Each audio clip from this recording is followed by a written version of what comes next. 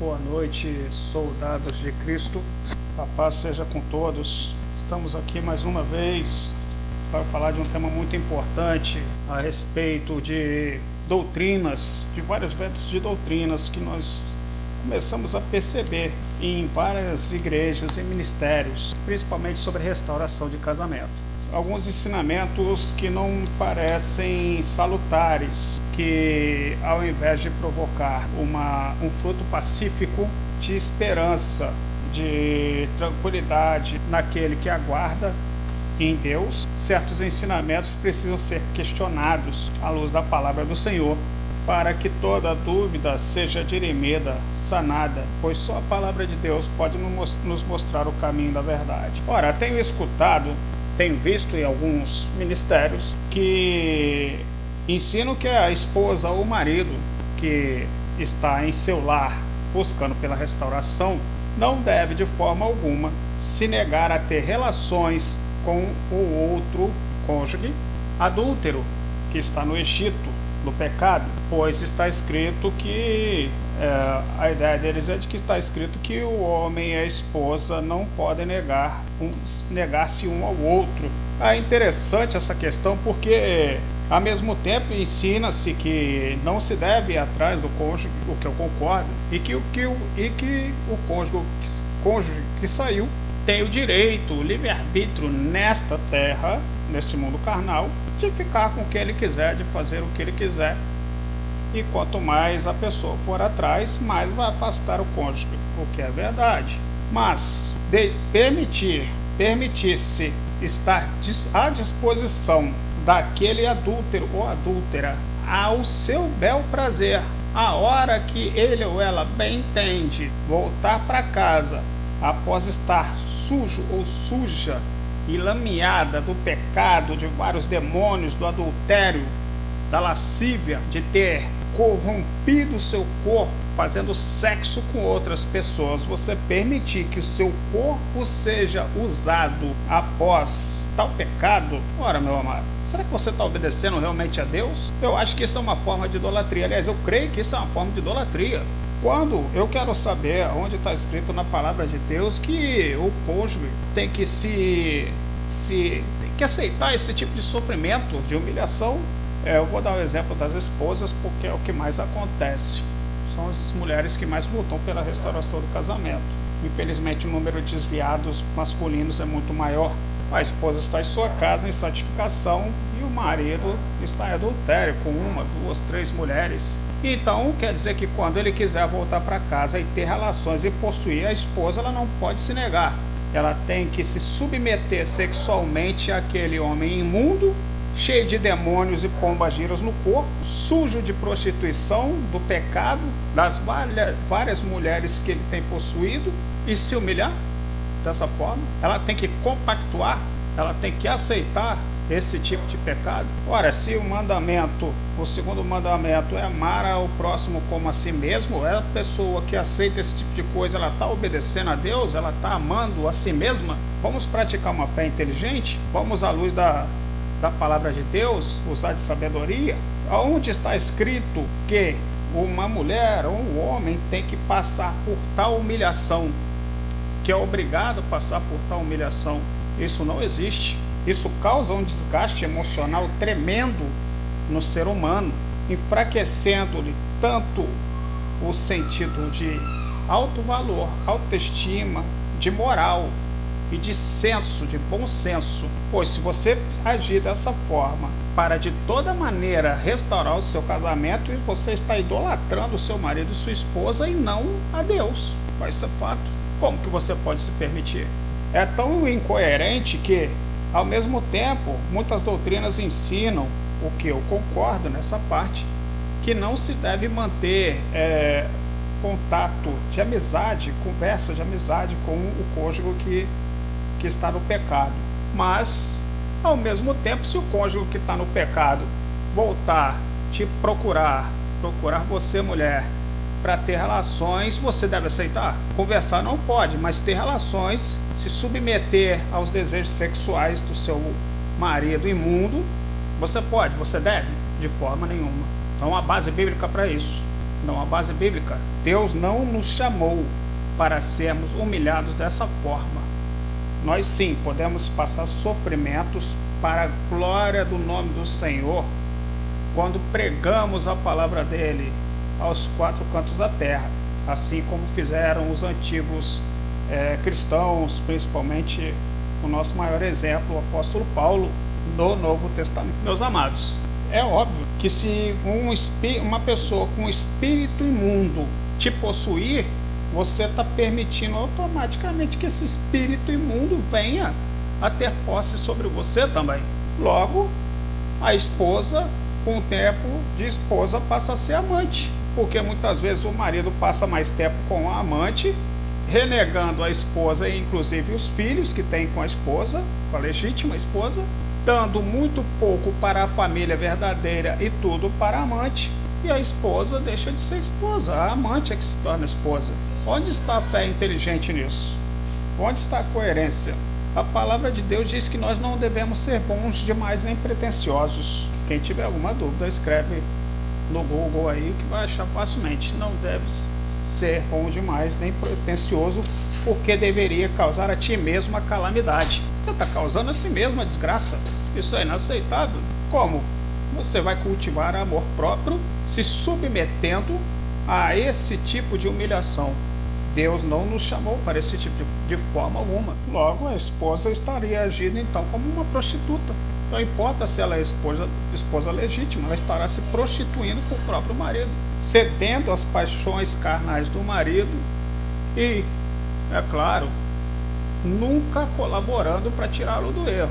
Porque já que o homem ele vai para a rua, tem várias mulheres, a esposa concorda com isso, para que ele vai voltar para casa? Ah, mas tem casos de restauração que sim, que a esposa ganhou o marido dessa forma. Ela ganhou com o próprio braço, ela ganhou com o próprio sexo. Isso não é restauração de Deus, não. Como que isso é restauração de Deus? Ela não deixou nas mãos do Senhor, ela não entregou nas mãos do Senhor, ela competiu com a amante sexualmente. Isso é óbvio.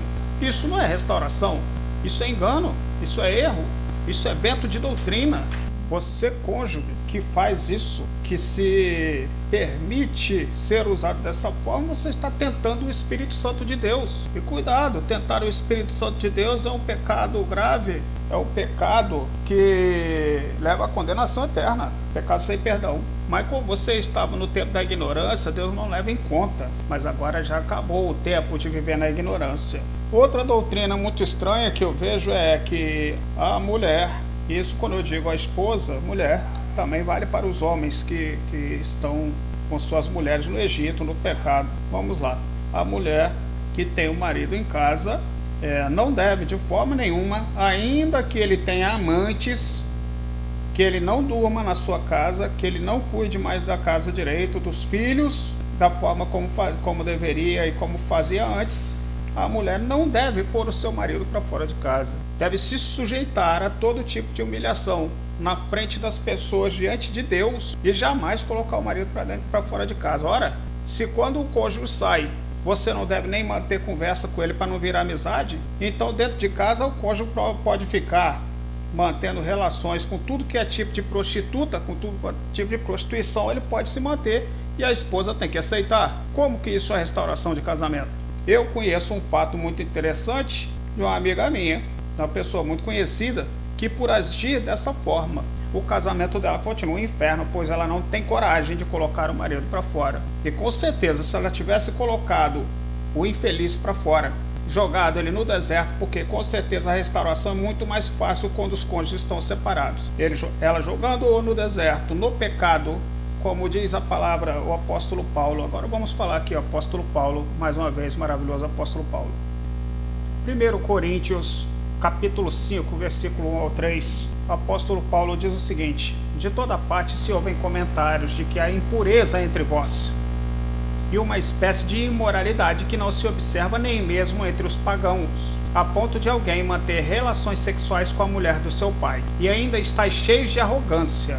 Não devíeis, pelo contrário, repugnar tal atitude e expulsar da comunhão aquele que assim procede? Apesar de eu estar ausente fisicamente, estou presente em espírito e já julguei quem praticou tamanha insolência, como se estivesse presente. Ele continuando ainda, versículo 4 até o 5.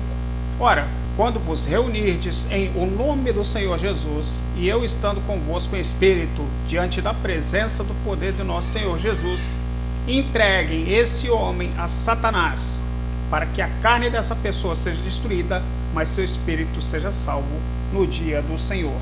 Alguém tem alguma dúvida? Se na congregação cristã o próprio apóstolo estava determinando que aquele impuro, depravado, seja lançado a Satanás, quanto mais aquele impuro, depravado, que deve ser lançado fora da sua casa, lançado à mão do diabo, para que a carne dele seja destruída e seu espírito seja salvo no dia do Senhor. Você, marido, você, esposa, que não procede assim de acordo com a palavra de Deus, está idolatrando seu cônjuge e não a Deus. E você está trazendo a si mesmo a condenação. Se a igreja exige tal pureza, imagine o casamento, a primeira instituição criada por nosso Senhor Deus na face da terra. Vamos lá, na segunda epístola de Pedro, capítulo 2, versículo 12 em diante, palavra forte. Mas essas pessoas que, à semelhança de animais irracionais, vivem apenas por instinto natural, nascidas para serem caçadas e destruídas, serão corrompidas por sua própria corrupção. Meu amado, não se permita ser corrompido pela corrupção do seu cônjuge, pela prostituição do seu cônjuge, pelo adultério do seu cônjuge. Não compactue, não permita que o infeliz ou a infeliz tome posse do seu corpo enquanto ela estiver fora de casa ou mesmo dentro de casa, mas em corrupção. Você estará também se corrompendo. Continuando, recebendo a justa retribuição da sua injustiça, tais pessoas consideram prazer em entregar-se aos mais repugnantes atos de indecência em plena luz do dia.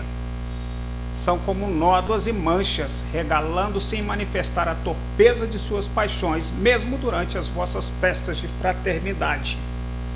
Tendo os olhos cheios de adultério, nunca param de pecar.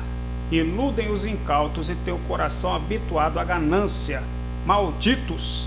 Eles se desviaram, abandonando o caminho correto e seguindo o rastro de Balaão, filho de Beor, que se apaixonou pelo salário da injustiça. Se você continuar permitindo que o seu cônjuge que está no adultério mantenha relações sexuais com você, frequente a sua casa, se você não expulsar esse filho de Balaão, filho da injustiça, não o lançar a Satanás para o próprio arrependimento dele, meu amigo e minha amiga, você será maldito junto com ele, com ela, e você vai continuar perpetuando a paixão dessa pessoa pelo salário da injustiça. Continuando, mas em sua transgressão foi repreendido por uma jumenta, um animal mudo que falou com voz humana e refreou a insensatez do profeta. Esses homens são como fontes sem água, névoas levadas por tempestade, para os quais está reservada a absoluta escuridão das trevas.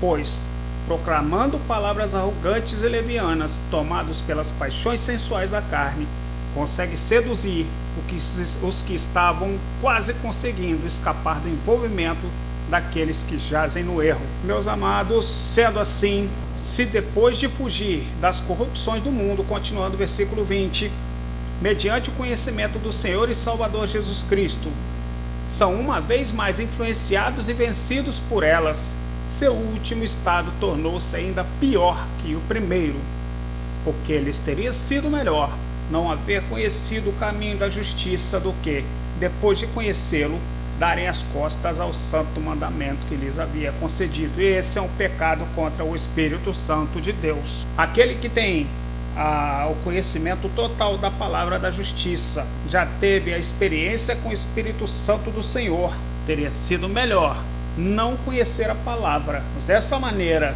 neles o quanto é verdadeiro provérbio que diz: o cão volta ao seu vômito, a porca lavada volta a revolver-se na lama. Porque esse é o pecado contra o Espírito Santo, apóstolo Paulo explica de uma vez. Mas antes quero falar o quanto Deus considera imundo este ato. Nós temos muitos exemplos em Deuteronômio e em outras partes do Velho Testamento. E eles dizem, algumas pessoas, mas nós estamos no tempo da graça. Então no tempo da graça pode aceitar tudo? Não, não pode. Vamos ver. Epístola aos Hebreus, capítulo 10, versículo 26. Por quê? Se vivermos deliberadamente em pecado, depois de termos recebido o pleno conhecimento da verdade, já não resta sacrifício pelos pecados. Não há como expiar esses pecados mais. Pelo contrário, certa expectação horrível de juízo e fogo vingador prestes a consumir os adversários sem misericórdia. Morre pelo depoimento de 2 ou 3 testemunhas quem tiver rejeitado a lei de Moisés. De quanto mais severo castigo julgais vós, será considerado digno aquele que calcou aos pés o Filho de Deus e profanou o sangue da aliança com o qual foi santificado e ultrajou o Espírito da graça. Ultrajou o Espírito da graça, ou seja, esse é o pecado contra o Espírito Santo. Cuidado, meus amados, minhas amadas, em não pecar contra o Espírito Santo. Você não sabe que tipo de pecado o seu marido está, além da prostituição, a que nível ele chegou, e você não sabe se você compactuando para que ele possua seus corpos, ele ou ela, possua seus corpos, estarão compactuando para que eles cheguem ao ponto de então pecarem contra o Espírito Santo do Senhor, e aí não tem mais volta. Abram os seus olhos contra esses ventos de doutrina. Procurem sempre base à luz da palavra de Deus e não em palavras humanas. Existem vários relatos de restauração de casamento, mas estão endeusando restauração de casamento, esquecendo que Deus primeiro faz a obra em nós mesmos e que muitas vezes essa obra pode levar muito tempo. Mas o ser humano sempre tem a tendência de criar estratégias próprias, como essas estratégias sujas que levam à corrupção do corpo e do espírito, em permitir que o cônjuge adúltero, prostituído, cheio de demônios, entregue já na mão de Satanás, permaneça em seu lar, corrompendo o seu corpo, a sua carne, você marido, você mulher, e também dando mau exemplo aos seus filhos. Você também tem a responsabilidade de sangue sobre os filhos. Lembre-se disso. Não se enganem, lancem o pecador a Satanás para que se arrependam o mais rápido possível, antes que seja tarde. E não se permitam nunca que seus corpos, sendo o templo do nosso Senhor Jesus Cristo, seja profanado por alguém que está em prostituição e adultério. Outra coisa, eu concordo com um determinado canal que não há necessidade, nós não vemos em lugar nenhum da Bíblia, a não ser no livro de Oséias, em que Deus pede que Oséias uma só vez, não pede que Oséias fique orando por Gomer, mas que lhe peça uma só vez, que você deva ficar orando pelo seu cônjuge. Eu lhes asseguro que quanto mais orar pelo cônjuge, menos estarão entregando na mão de Deus. A determinação de orar e sem cessar é para manter o contato constantemente com o Senhor, a fim de que não haja brecha para Satanás atuar em suas vidas. Meus amados, quanto mais vocês oram para os seus cônjuges, constantemente vocês esquecem da sua restauração pessoal, que é a principal. Não existe essa coisa de eu desisto. Se eu desistir da minha restauração do casamento, também estou desistindo de mim. Negativo. Você em primeiro lugar, é a sua restauração. A palavra de Deus diz que a carne que pecar é ela que morrerá, é aquela que morrerá. Não, você não levará a culpa de sangue, você não levará a culpa de nada. Você está buscando se santificar com o Senhor, está buscando a sua restauração pessoal, orando por si mesmo para que o Senhor tire as traves dos seus olhos, te aperfeiçoe. Vocês dois são uma só carne, então com certeza um santificará o outro, se posicionarem ainda em tempo hábil e o cônjuge não cair em crime contra o Espírito Santo. Então, meus amados, vocês ficarem fixados, é impossível que a pessoa consiga ter amor próprio, consiga deixar ir, consiga deixar nas mãos de Deus, consiga descansar nas mãos do Senhor, e ao mesmo tempo orar de madrugada, orar de manhã, 3 vezes ao dia, 4 vezes ao dia, para o cônjuge voltar. Você não está deixando ir. Constantemente você está pedindo a Deus e dizendo a Deus o que Ele deve fazer. Se você entregou realmente nas mãos do Senhor, é como se você tivesse depositado uma determinada quantia no banco. Se você deixou lá, você não vai ficar lá olhando constantemente se aquele dinheiro está lá ainda ou se não está. Você confiou. Eu concordo com um determinado canal nesse aspecto. Isso é fato. Como que você vai descansar se você ora constantemente? Você não consegue deixar de pensar nessa pessoa. Você não consegue deixar ir. Se você não consegue deixar ir, você vai constantemente ficar idolatrando, vivendo por isso. E a sua restauração pessoal, que vai fazer com que você dê um bom testemunho na sua vida, para o seu próximo, para a sua família, para a glória do Senhor, que aí sim é o que fará, é o seu posicionamento que vai determinar a bênção de Deus, a misericórdia do Senhor, que vai conseguir então atingir, alcançar o seu cônjuge. Aí sim, é isso que então vai definir, vai resultar na restauração do seu casamento. Boa noite a todos, a paz esteja convosco. Não esqueçam de se inscrever no nosso canal. Quaisquer dúvidas é só postar nos comentários aí. Aquele abraço, fiquem com Deus. Até a próxima. Aguardem o próximo estudo, também será muito forte e bastante polêmico. Vamos falar sobre a queda, os motivos que levam à queda do homem, a sua derrocada final, e também sobre se é possível haver restauração quando há pecado contra o Espírito Santo. E continuaremos sempre seguindo aquele que é o sacerdote segundo a ordem de Melquisedeque.